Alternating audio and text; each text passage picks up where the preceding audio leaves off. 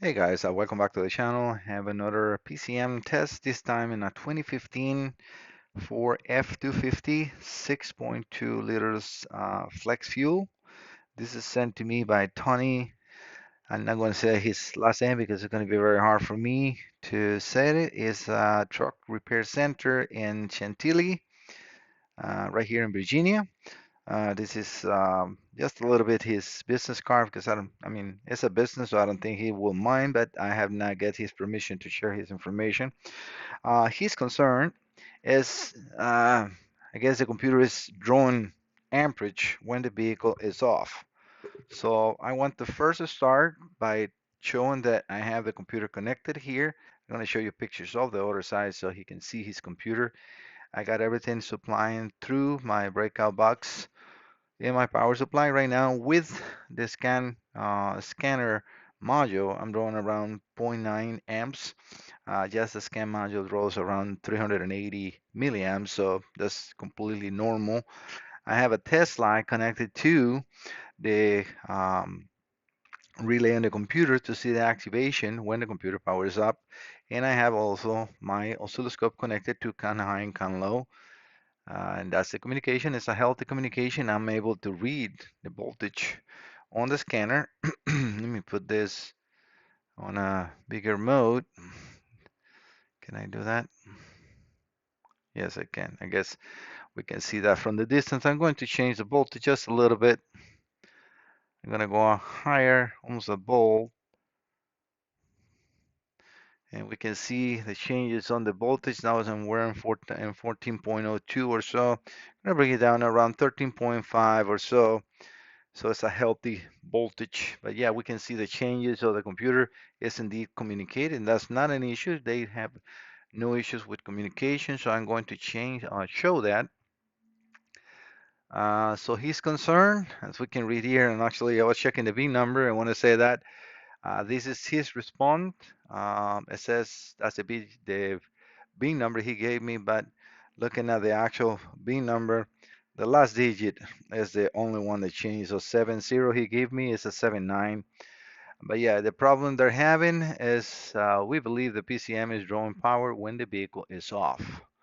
So I want first always to establish, make sure that we got a healthy communication and that I can, do tests. For his records and my records, this is the connection. This is what I usually show. And this is the other side of the computer. So this is a BC3A dash 12B684 dash FC. And that's the Photo Motor Company module. Our mark, as you can see, the transmission connector, the engine connector, and the body connector. That's a Mercedes, sorry, 4 does it. Let me just see what else we have. I don't want to show that one because of this car number. And this is what you guys are seeing in there. So this is my first connections to the computer. I have open. I always do my homework. I'm using Identifix for this. Very nice from 4, especially I think it's 2008 and up. You will get specific diagrams when you go over to the computer. PCM will set sheet 1, 2, 3, and whatever 12 pages.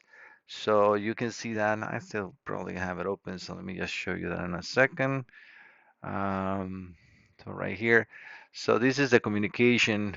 This is the communication diagrams, but in the right, sorry, on the left corner, we have this page. So you can select the pages. If I go over to the one, that's where the DLC connector is.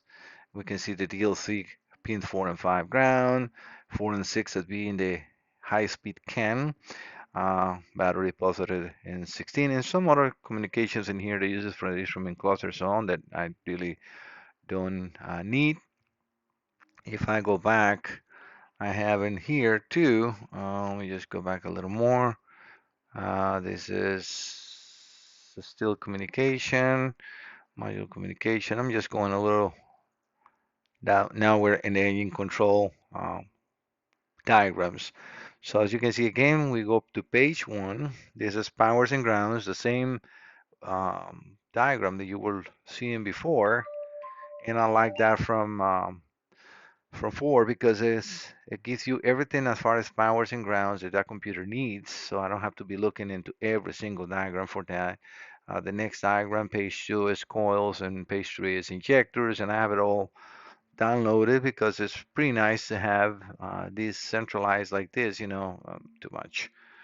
But yeah, I can obviously scroll up and I can see the connectors. This is nice about 4 and Identifix. It gives you hyperlinks. So if I click in here, it will take me over to that connector view. I can, and I always choose to choose both because if you only choose one, it just show you the locations, and sometimes it's not the best. It takes a little to load, but it will load up and it will show you the connector. I mean, not that we really need to see for a coil plug, right? Coil and plug coil. But yeah, so this is how you get all your wire diagrams and how I got the wire diagrams. So again, going into here, I now know which are my powers and grounds for this, and in order to to communicate. So I'm going to get out of here, establish communication, and this is again for his records and my records. So I'm going to completely get out of here. I'm going to turn the computer off completely. So we are now off. So I want also to show what the amperage draw or the amp draw is of this by itself. So 35.35 amps, so 350 milliamps. Things that I want to show. This is a logic test probe, um, logic test light. The reason I say that is because if I press this button in here, I can change it to be blue. That will be for 5 volts. When it's off, it's checking for 12 volts. And it tells you powers and grounds. And when that yellow light is on, that means it's open circuit. So if I turn the power off or on the computer, I do see a little bit of a change, nothing abnormal, and I can remove, and I will remove the BCI Pro so we can see that by itself. But I don't see any amp draw with the computer. Just power up, power up. Other things that I want to show is when that is just power up, we have absolutely no activity in can high or can low, which is the way it should be. I'm going to keep it on because the only thing that I can think of is either we have an actuator or a sensor that might be shorting and I don't have that connected in here, but that will remove everything from the computer. The problem is not in the computer because if the computer is the one is causing the draw, I don't care if it's connected or not connected because the problem will be the computer, right? So I hope that that makes sense. All right, so on the documents that I have here, so I share this with you. I go over to, again, the page one where the DLC connector is. We already saw that. If I go over to page three on the same CAN bus diagrams, we have the one on the right side for the diesel, so we can see that that has a glow plug. Let me make this a little bigger so we can see that better, but we can see particle filter and then glow plug control. So this is us. So connector 175B, and again B, E, and T for all my testings. And what I'm doing on this computer, only I need is, or all I need is in connector B. What else? I have the pinouts of that connector, and this is nice because I can see positions and pinouts. Even though very nice from 4, you can see the numbers on the pins on every single pin end, beginning and end, not on every single one, but at least the ends of the connector, so you know which one is 1 to 70. We got 1 to 70, 1 to 70, and 1 to 50. So yeah, these are the pinouts. Again, I don't really need to go too crazy on looking onto every pin and see what it is because 4 did this such a beautiful diagram that tells me all I need. I have my grounds, and this is case ground. I don't need it for what I'm doing in here. I did test, and the case ground is good. I just need to have the keep alive power. That will be my constant battery in pin 62, and I'm supplying that here. So with the red connector, because this breakout box has 3 switches. So It will supply three powers, three different powers. So the connector or switch one is all the red cables. Switch 2 are all the yellow cables, and switch 3 are the orange cables. Like that, I can separate to see, like, constant power, ignition, and then terminal 87. And that's just also what I want to explain. These will be considered terminal 30 because it's a constant battery power. Doesn't matter for a switch or relay or nothing. This yellow will be considered terminal 15, which is also in this case used as a wake up for the computer. And then terminal 87, why do I refer that as a terminal 87? Because it's a constant battery power supplied through a relay, or a battery power supplied through a relay. And we can see that here. So these powers on pin 67 and pin 68, let me again zoom a little more, are going to be hot all the times, but they will not be having enough power unless this relay is actuated. So that is why it's terminal 87, because it goes through a relay. All right, guys. So I'm trying to get you information good, and then you can see that the other, ignition, let's say, they call that ISPR, and we can go over to the connector that will be pin 42. So if we go over to pin 42, let's see if we see any difference on the information. I just use 52 or circuit breaker, yeah, ISP dash R. So that is a wake up signal the computer is using with this ignition, and that will wake up. Actually, let me see. PCM wake up is actually no. That is happening on pin 35. Sorry, I misspoken there. So we have a pin 35, which is the actual wake up of the computer. And that, let me just see this because it's a micro hot all the time. Body control. I will have to look into that to see, because, well, but realistically, we don't really need that for the test that we're doing. The test that I'm doing is, do we have communication? Do we have powers? Do we have grounds or everything? And then let's see if we have a parasitic grow like they have. Again, when I turn my ignition on, this should give a ground, and it does. So that is actuating the relay, and then we're going to power up the computer. By power on the computer, we immediately see that we got, 890 milliamps of grow. And then I will try to establish communication again. In the meantime that is happening, I'm just going to uh, go a little backwards so you guys can see the CAN bus now active and it's constantly running. We have CAN high and CAN low, and we have messages. And then we have also now the scanner selected his bin, and as I said, it's not 0 at the end, it's a 9. So that's what I get. I get into quick access. This is just the normal questions of the scanner. This is really quick because it's a high-speed can. This should take no time for us to see that, at least faster than the old style can. And that all depends also on the scanner you're using. That might vary.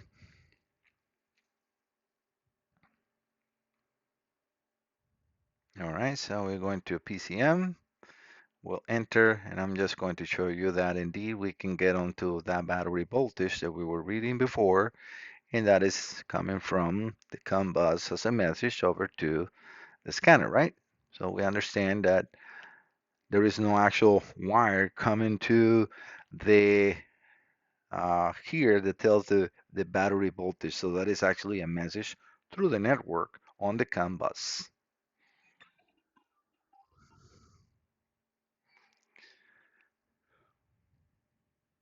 All right, so I'm just going to hit battery voltage, click that, and we have the battery voltage. So all that is good.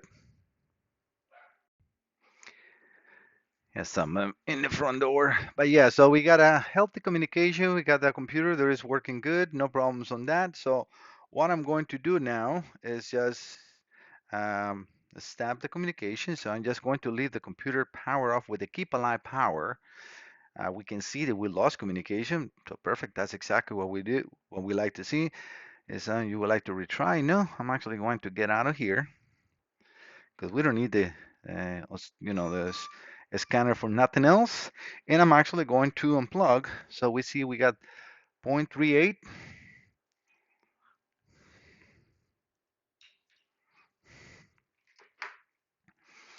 Let's see how much is that computer drawing. 0.08. So that's let me see, 0.008. That's a little bit high. Hmm. Let me put a multimeter in between because that's actually, if I read that correctly, that'll be 80 milliamps. So it is a little high amperage. I got no communication, so the computer is indeed not on. Oh, I have something else connected in here, which is the test light. So let me remove that and I'll be right back. I'm going to actually, uh, hmm, I'm thinking on how to do this because I can put a multimeter with in between and remove any other loads that I might have here. Because right now it's 0.08, so that's 80 milliamps. It's not a huge draw, but that's a little high. All right, so let me disconnect this and I'll be right back. Hey guys, this is going to be kind of like in the middle of the video because I was closing the video and I was thinking like, what is exactly my breakout box drawing without anything connected to it? So I disconnect the computer completely from this. I still got everything connected on the power supply. Let's turn this on and we can see that it's still drawing zero point 0.3. So 30 milliamps is actually being drawn by my breakout box, not the computer. So that computer is drawing absolutely anything. I'm going to um, put the wake up line. I have to see more into that wake up circuit, which is again coming from this fuse. No, sorry, not from this fuse, from the body control module. I have to dig more information to see if it is a power, which I think it will be a power, but it should be only when the computer is, is being supplied the signal to wake up. Again, without being connected, I don't see that as a issue. And not on the computer, we might have a problem with that signal being supplied when it's not supposed to be there. Because my draw, again, 30 milliamps is the breakup box. I'm going to turn this off and reconnect this back in here.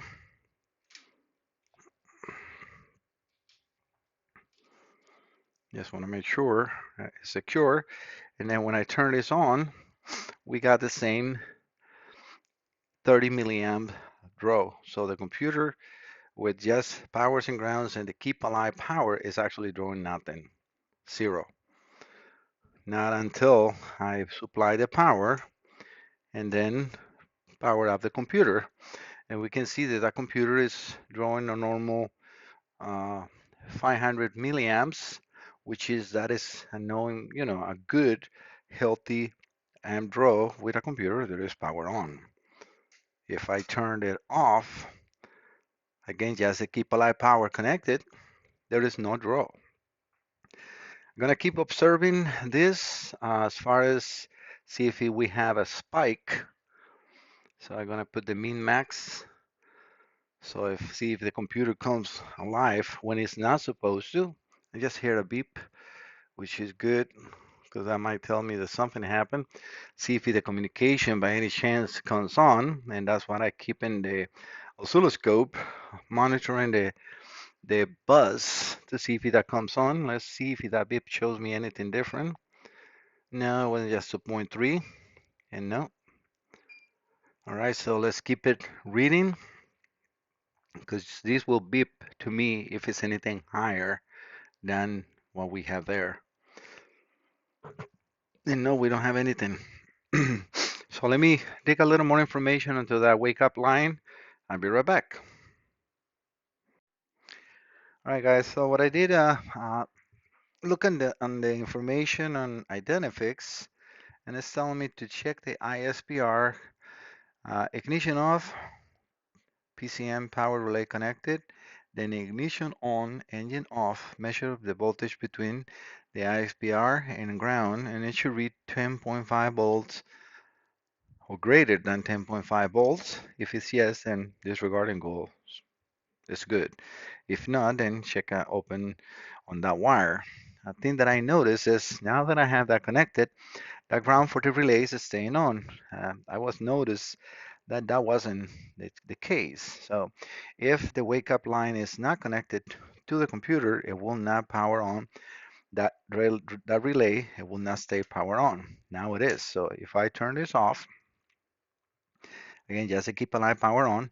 Now I am setting the ignition. At the same time, I'm supplying that ISPR, yep.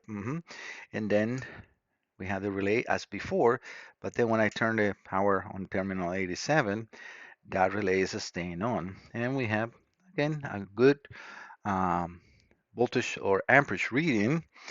We will see immediately that we have the network on, and it's indeed no problem with that.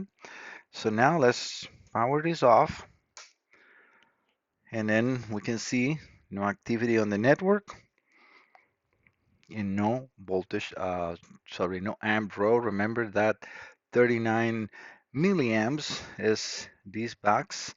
I am actually not showing the test light. I connected directly to my power supply. That's when in the power supply we have 0.08. That's 80 milliamps, but we're only showing is what is going through the box in here. Again, the light directly connected to the power supply, and the meter is only reading the amp draw from the box, because we already know now that if I unplug the computer, we have zero amp draw. I've been observing this, and I have not seen, as you can see, this is reading properly, because when we have that high amp draw, it's a negative. Should switch this cable. So I'm going to do that so we can read that properly.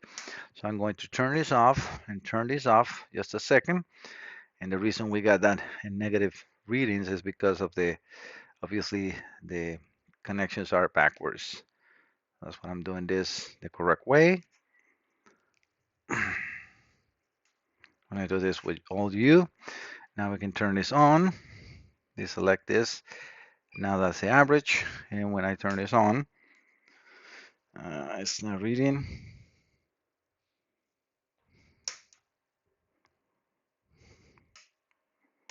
Let me power this back off. Sometimes when I do that, it doesn't read because it's, no, I think I blow the fuse because I have no power now. Let me check my connections. I'll be right back. There's nothing wrong with that. I was turning, my power supply has two outputs, actually three, but this is a parallel, so that will use both of them. So I was turning the second output on. Now the first power output, let me put this into DC. And now we got the reading some positive amperage as the way it should be. All right, now it's reading. Again, if I turn the computer completely on, we can see 555. Immediately the COM bus goes active. If I turn this off, we go down to 30. This is just a maximum reading, an average, and that's what's now reading.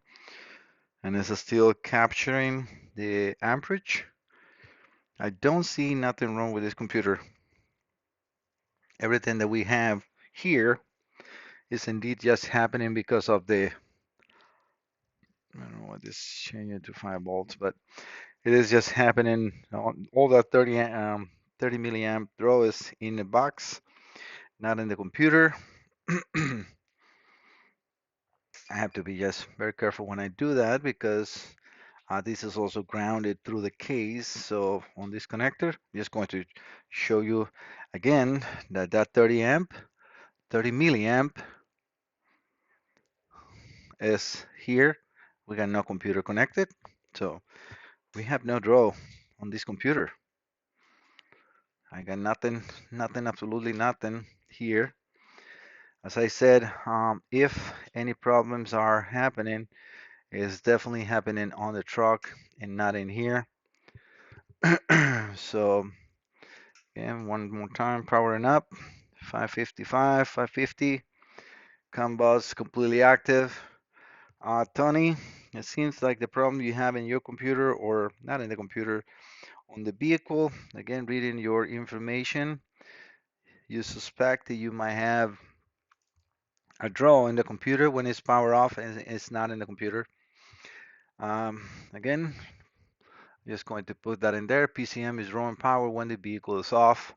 The only way that that can happen, it will be if that wake up signal is being supplied when it's not supposed to, but not here. So that means everything in the computer is good. Your parasitic draw is in the vehicle.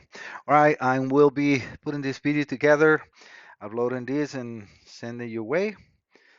Follow up the rest of the video. I know it's going to be a kind of like in the middle, and then I do the closure, or actually maybe just do it here. Again, guys, thank you so much for visiting the channel.